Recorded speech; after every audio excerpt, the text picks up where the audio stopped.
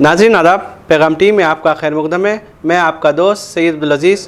रियासत तेलंगाना में उर्दू दूसरी सरकारी ज़बान बनाए जाने पर मरकज़ी वज़ीर दाखिला अमित शाह की ज़हर अफ़शानी काबिल मज़म्मत है। दस्तूर हिंद की 8वीं शिक़ के तहत हिंदुस्तान की दीगर 15 ज़बानों सरकारी ज़बानों में उर्दू भी शामिल है, मगर RSS और BJP अक्सर हिंदुस्तान की दूसरी बड़ी अक्सरियत मुसलमानों से जुड़े हर मामले को मज़हब की ऐनक से देखती है।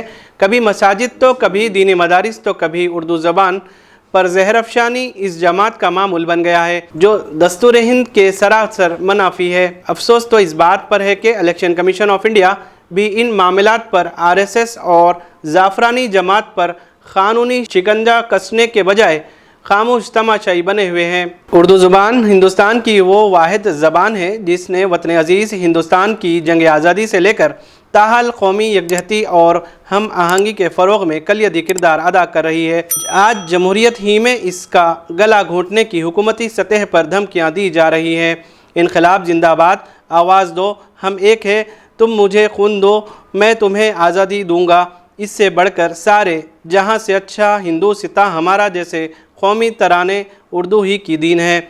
लेकिन इसको महज इसलिए तनक़ीद का निशाना बनाया जाता है कि ये ज़बान पाकिस्तान की कौमी ज़बान है। लेकिन आप ज़रा गौर करें तो पाकिस्तान में अक्सरियत की ज़बान पंजाबी दिखाई देती है।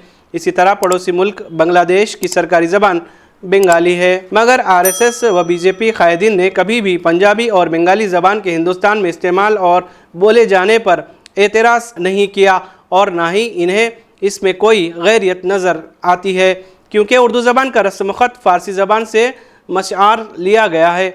इसलिए ये फ़िरक़ा परस्त उनासिर उर्दू ज़बान को गैर मुल्की साबित करने में मशगूल हैं।